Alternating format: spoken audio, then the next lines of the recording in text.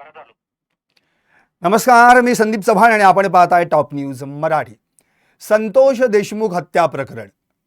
पण या प्रकरणात आज देखील पुढची तारीख मिळाली आहे. त्यामुळे तारीख पे तारीख संत गतीनं संतोष देशमुख खून खटल्याची सुनावणी सुरू असल्याचं दिसून येत आहे.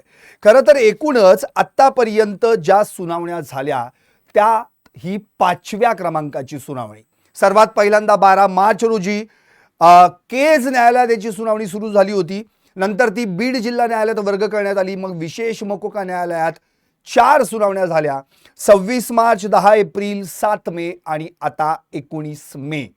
पण आजच्या सुनावणीत काय घडलं का, तर हो, सगळ्यात महत्त्वाचं म्हणजे आज या संतोष देशमुख हत्या प्रकरणातील आरोपी क्रमांक 2 म्हणजे विष्णू चाटे यानं आपलं डिस्चार्ज ॲप्लिकेशन मागे घेतलेलं आहे. खरं तर विष्णू चाटे यानं मागच्या वेळीच अर्ज केला होता की माझा या प्रकरणाशी काहीही संबंध नाही, त्यामुळं त्याच्याकडून निर्दोष मुक्ततेचा अर्ज दाखल करण्यात आला होता.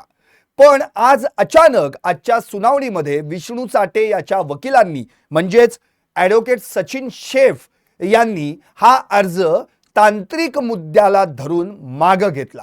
त्यामुळे अनेकांच्या भुवया उंचावलेल्या आहेत की विष्णू चाटे यानं अचानक डिस्चार्ज ॲप्लिकेशनचा अर्ज मागे का घेतला असावा. तिकडे वाल्मिक कराड जो या खटल्यातील मुख्य आरोपी आहे त्यानं मात्र आपलं डिस्चार्ज ॲप्लिकेशन म्हणजे निर्दोष मुक्ततेचा अर्ज कायम ठेवलेला आहे. अर्थात आपण जर आत्तापर्यंतच्या झालेल्या सुनावणीचा विचार केला तर अगदी पहिल्या दिवसापासून हेच ऐकत आलोय की बचाव पक्षाला म्हणजे आरोपीच्या वकिलांना अजूनही आवश्यक तेवढे पुरावे दिले गेलेले नाहीयेत. सरकार पक्षाकडून खटल्यासंबंधीची जी कागदपत्र आहेत त्यांची पूर्तता झालेली नाहीये आणि या कागदपत्रांची मागणी वारंवार बचाव पक्षातर्फे करण्यात येते. वाल्मिक कराडचे वकील विकास खाडे हे कायम आम्हाला अजूनही खटल्यासंबंधीची कागदपत्र मिळालेली नाहीयेत असा दावा करतायत. आज देखील तोच दावा त्यांच्याकडनं करण्यात आला आणि त्यांनी म्हटल्यानुसार खरं तर खटल्यामधली जे महत्त्वाची कागदपत्र आहेत, महत्त्वाचे पुरावे आहेत, इलेक्ट्रॉनिक एव्हिडन्सेस आहेत, ती अजून आम्हाला मिळालेली नाहीयेत. सरकार पक्षाकडून असं सांगण्यात आलं की काही पुरावे किंवा काही इलेक्ट्रॉनिक एव्हिडन्सेस हे फॉरेन्सिकमध्ये गेले होते. नंतर आम्ही ते मेहरबान कोर्टासमोर सादर करू, मग तुमच्यापर्यंत ते पोहोचतील. पण त्यानंतर देखील जे कोर्टात इलेक्ट्रॉनिक एव्हिडन्सेस सादर करण्यात आले ते देखील आम्हाला अजून मिळालेले नाहीयेत. कारण की हे इलेक्ट्रॉनिक एव्हिडन्सेस आरोपीच्या विरुद्ध वापरले जाऊ शकतात. त्यामुळे आम्हाला ते मिळवण्याचा हक्क आहे आणि आम्हाला ते मिळाले पाहिजेत. पण ते देखील अजून देण्यात आलेले नाहीयेत. शिवाय अशी काही कागदपत्र किंवा अशी काही इलेक्ट्रॉनिक एव्हिडन्सेस आहेत जे अजूनही कोर्टापुढे सादरच करण्यात आलेले नाहीयेत सरकार पक्षातर्फे. त्यामुळे त्यांची देखील पूर्तता होऊ शकलेली नाही. म्हणून या खटल्याची सुनावणी आता पुढील 3 जूनला ठेवण्यात आली आहे. 3 जून तारखेला या खटल्याची सुनावणी आता होणार आहे आणि या सुनावणीची जी तारीख आहे ती देण्यासाठी आलेली आहे ती खास यासाठीच की आरोपीच्या वकिलांना म्हणजे बचाव पक्षाला अजूनही ज्या कागदपत्रांची पूर्तता झालेली नाही किंवा त्यांना देण्यात आलेले नाहीत किंवा जे इलेक्ट्रॉनिक एव्हिडन्सेस देण्यात आलेले नाहीत ते सरकार पक्षातर्फे देण्यात यावेत अशा सूचना या ठिकाणी कोर्टानं केलेल्या आहेत. एकंदरीत विकास खाडे यांनी हे देखील स्पष्ट केलं की वाल्मिक कराड याचं डिस्चार्ज ॲप्लिकेशन आम्ही मागेच दाखल केलं होतं. त्यावर मागच्या सुनावणीच्या वेळी म्हणजे 7 मे रोजी सरकारी पक्षातर्फे आपलं म्हणणं मांडण्यात आलं. त्यावेळी खरं तर विशेष सरकारी वकील उज्ज्वल निकम उपस्थित नव्हते, गैरहजर होते. न्यायाधीश देखील पाटोदकर म्हणून न्यायाधीश ज्यांच्या पुढे ही सुनावणी सुरू आहे ते देखील रजेवर होते.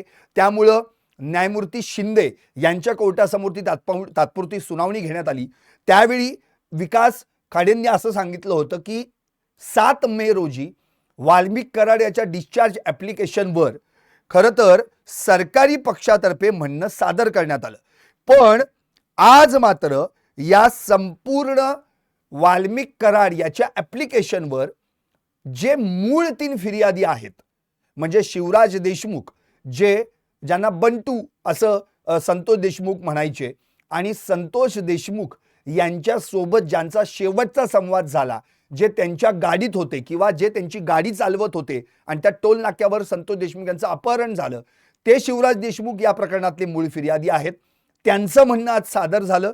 शिवाय यासोबतच आणखी जे 2 मूळ फिर्यादी आहेत, अवादा कंपनीचे सुनील केदू शिंदे आणि थोपटे म्हणून शिवाजी थोपटे, यांचं देखील म्हणणं सादर झालंय. याचाच अर्थ वाल्मिक कराड याच्या डिस्चार्ज ॲप्लिकेशनवर सरकारी पक्षातर्फे मागच्याच तारखेला म्हणणं सादर झालं आणि आज या 3 मूळ फिर्यादींचं म्हणणं सादर झालं. आता राहिली आहे गोष्ट ती म्हणजे विष्णू चाटे याच्या अर्जावरची.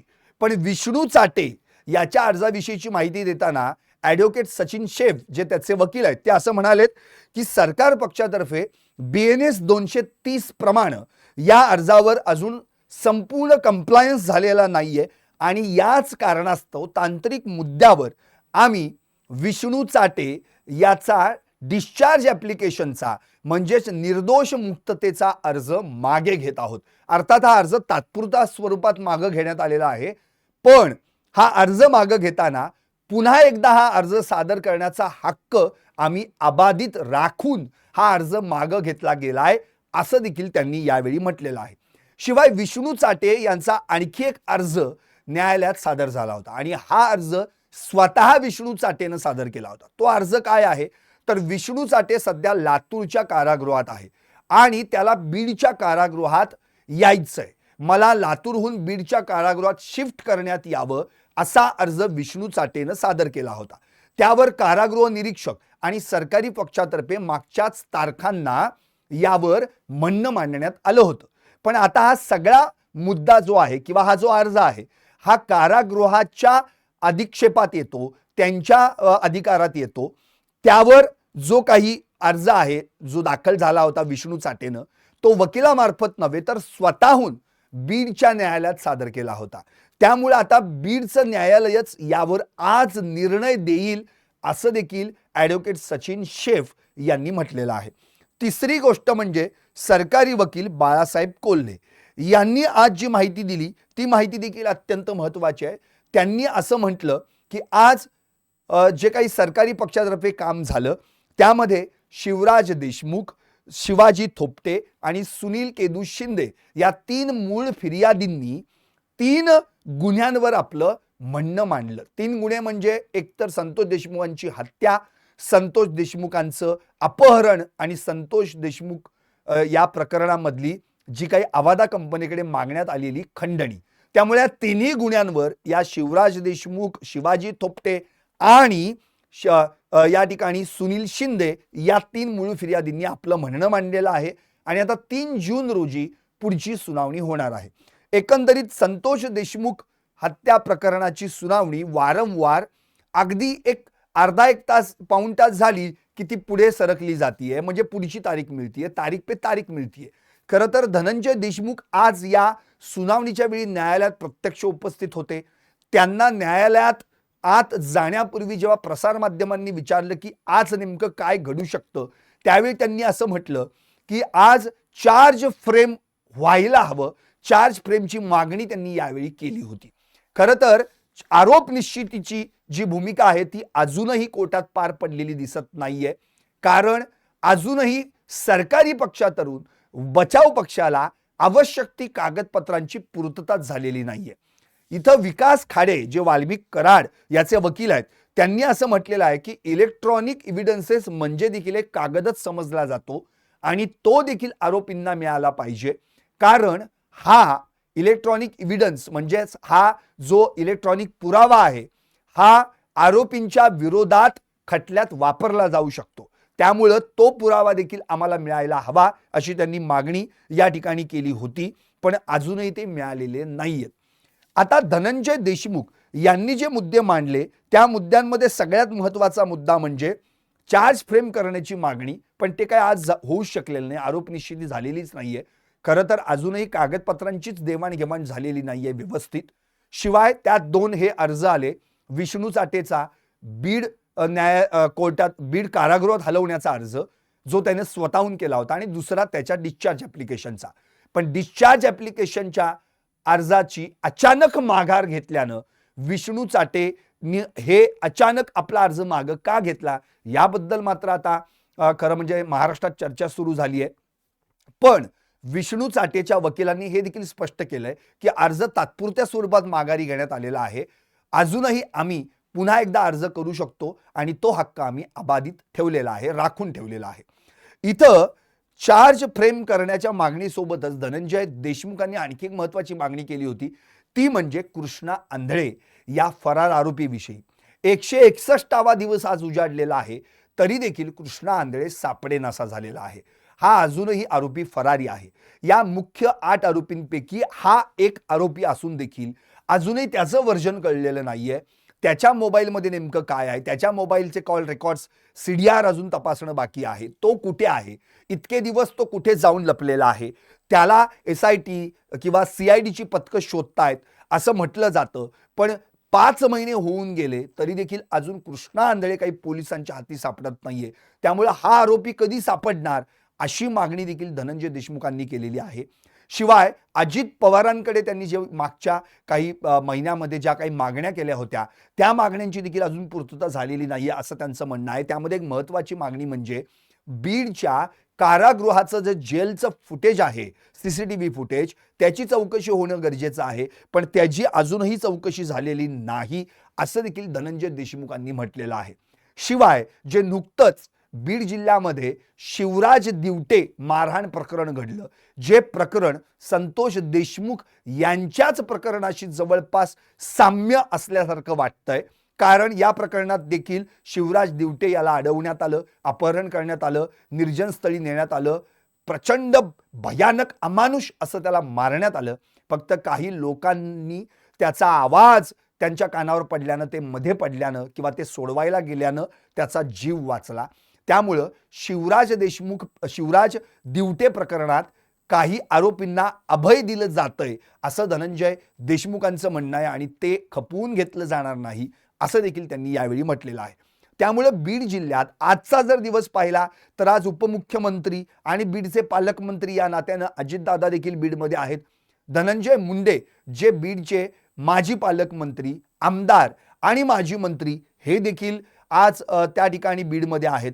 शिवाय यासोबतच मराठा आंदोलकांनी आज परळी बंदची हाक पुकारली होती.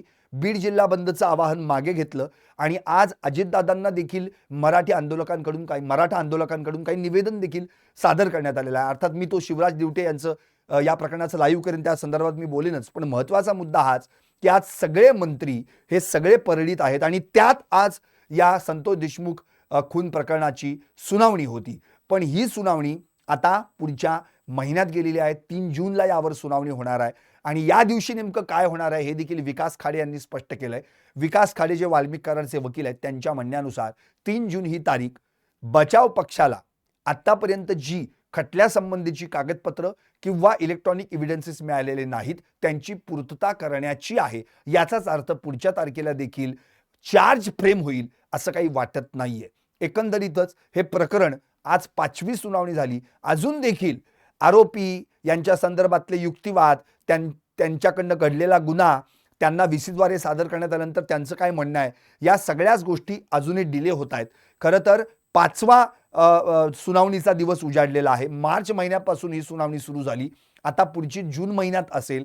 याचा अर्थ मार्च, एप्रिल, मे, जून 4था महिना उजाडणार आहे. अजून देखील चार्ज फ्रेम झालेलं नाहीये. त्यामुळे फास्ट ट्रॅक कोर्टात या सुनावणीला तात्काळ वर्ग करण्यात यावं अशी मागणी देखील धनंजय देशमुखांनी केलेली आहे. एकंदरीत या प्रकरणात आता नेमकं काय घडतंय, कारण की संतोष देशमुख हत्या प्रकरणातले जे आरोपी आहेत त्यामध्ये वाल्मिक कराड, विष्णू चाटे, सुदर्शन गुले, प्रतीक गुले, सुधीर सांगळे, महेश केदार, जयराम चाटे आणि कृष्णा आंधळे या 8 पैकी 7 आरोपी अटकेत आहेत. त्यांच्यावर मकोका अंतर्गत देखील कारवाई झालेली आहे.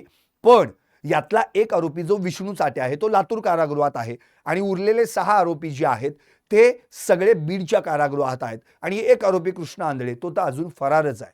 म्हणजे या सुनावणीचा 5वा महिना उजाडतोय, या सुनावणीची 5वी तारीख उजाडतीये, तरी देखील या सुनावणीला या खटल्यातला मुख्य आरोपी कृष्णा आंधळे अजूनही पोलिसांच्या हाती लागलेला नाहीये. हे दुर्दैवाचं आहे. खरं तर मी कालच्याच लाईव्हमध्ये म्हटलं होतं की महाराष्ट्रातल्या त्या सगळ्या नागरिकांनी SIT आणि CIDला पत्र लिहावं का की बाबा कृष्णा आंधळे याला अटक करायची बरं का, विसरलं नाहीत ना, अशी परिस्थिती आता निर्माण झालेली आहे. खरं तर बीड जिल्ह्यातलं हे प्रकरण इतकं सेन्सिटिव्ह की जे संपूर्ण महाराष्ट्रच काय देशभर गाजलं आणि या प्रकरणाची आत्ता सुनावणी जी आहे ती सुनावणीची तारीख पे तारीख सुरू आहे. नेमकं काय होणार आहे, कारण की आत्ता जर आपण पाहिलं तर आजची तारीख 19 म्हणजे या महिन्यातले 11 ते 12 दिवस, पुढचे 2-3 दिवस म्हणजे आणखी 14-15 दिवस जाणार आहेत. या 14-15 दिवसांमध्ये पुन्हा एकदा या ठिकाणी जी सहआरोपीची मागणी आहे ती देखील केली जाण्याची शक्यता दिसतीये. पण सहआरोपीचा मुद्दा आता मागे पडलेला आहे. मनोज जरांगे स्वतःहून म्हणालेले आहेत की ज्या आरोपींना पकडायला पाहिजे होतं त्यांना मोकळं सोडून दिलेलं आहे. त्यामुळं नेमकं काय, खरं तर अजितदादांची पकड या बीड जिल्ह्यावर पालकमंत्री म्हणून आहे का, असं जेव्हा पत्रकारांनी विचारलं त्यावर मनोज जरांगे म्हणाले होते की अजितदादांची पकड वगैरे काही नाही, त्यांच्याकडे पक्कडच नाहीये, त्यांच्याकडे फक्त चिमटे आहेत, असं मनोज जरांगे म्हणून अजितदादांना त्यांनी काल चिमटा काढला होता. शिवराज दिवटे याची रुग्णालयात जाऊन त्यांनी भेट घेतल्यानंतर प्रसारमाध्यमांशी बोलताना त्यांनी हे स्पष्ट म्हटलं. शिवाय या जोडीलाच धनंजय देशमुख देखील त्यावेळी ठिकाणी उपस्थित होते. दरम्यानच्या काळात काल धनंजय मुंडे यांनी देखील शिवराज दिवटे याची भेट घेतली आणि त्यांनी स्पष्ट म्हटलं की गुन्हेगाराला जात नसते, या सगळ्या आरोपींवर मकोका लावण्याची मागणी करणार आहोत आणि कठोरात कठोर कारवाई यांच्यावर केली जावी, असं म्हणणं त्यांनी देखील मांडलेलं आहे. एकंदरीत आज सगळे मंत्री, मग धनंजय मुंडे असतील, अजित पवार असतील, पंकजा मुंडे असतील, का बाकीचे सगळे जे आमदार आहेत ते देखील त्या ठिकाणी उपस्थित आहेत. पण याच दरम्यान आज पॅरल काय चालू होतं तर बीड न्यायालयामध्ये संतोष देशमुख खून खटल्याची सुनावणी. पण या सुनावणी दरम्यान आज उज्ज्वल निकम हे प्रत्यक्ष कोर्टामध्ये हजर नव्हते. सरकारी वकील म्हणून सहाय्यक सरकारी वकील म्हणून बाळासाहेब कोल्हे यांनी काम पाहिलं. वाल्मिक कराडचे वकील जे मागच्या वेळी देखील गैरहजर होते ते मात्र विकास खाडे यावेळी उपस्थित होते आणि विष्णू चाटियाचे वकील सचिन शेफ हे देखील उपस्थित होते. या तिघांच्याही जेव्हा प्रसारमाध्यमांना त्यांच्या बाईट्स मिळाल्या का त्यांनी माहिती दिली, त्या माहितीच्या आधारे संतोष देशमुख खून खटल्याची सुनावणी आता पुढच्या 3 तारखेला म्हणजे 3 जून रोजी होणार आहे. त्या दिवशी चार्ज फ्रेम होण्याची शक्यता नाही, पण या सगळ्या कागदपत्रांची पूर्तता जी बचाव पक्षाला हवी आहे ती मात्र पूर्ण होण्याची शक्यता दिसते आणि मग मात्र पुढच्या सुनावणीला कदाचित त्या ठिकाणी चार्ज फ्रेमवर युक्तिवाद होण्याच्या शक्यता आहे. वाल्मिक कराड याचा जो डिस्चार्ज ॲप्लिकेशनचा अर्ज आहे निर्दोष मुक्ततेचा, त्या अर्जावर आता पुढच्या वेळी युक्तिवाद देखील होण्याची शक्यता आहे, आर्ग्युमेंट होण्याची शक्यता आहे. कारण की अर्ज दाखल झालेला आहे, त्याच्यावर सरकारी पक्षानं आपलं म्हणणं सादर केलेलं आहे, मूळ फिर्यादींनी तिन्ही गुन्ह्यांमधलं आपलं म्हणणं सादर केलेलं आहे. त्यामुळे आता राहिलाय तो युक्तिवाद. तो युक्तिवाद मात्र आता वाल्मिक करारच्या या अर्जावर पुढच्या सुनावणीला होण्याची शक्यता आहे. शिवाय विष्णू चाटेचा लातूर कारागृहातून मला बीड कारागृहात शिफ्ट करा हा जो अर्ज होता त्या अर्जावर आज न्यायालय निकाल देण्याची देखील शक्यता आहे. तो डिसाईड अजून झालेला नाही, पण आज निकाल त्यावर येण्याची शक्यता आहे. त्यामुळे आता विष्णू चाटे लातूर कारागृहातच राहणार की तो आता बीड कारागृहात पुन्हा एकदा आपल्या सगळ्या मित्रपरिवारासोबत येणार, याची सगळी उत्तरं आपल्याला निश्चितच कदाचित आज जर न्यायालयाने निकाल दिलाच तर मिळू शकेल.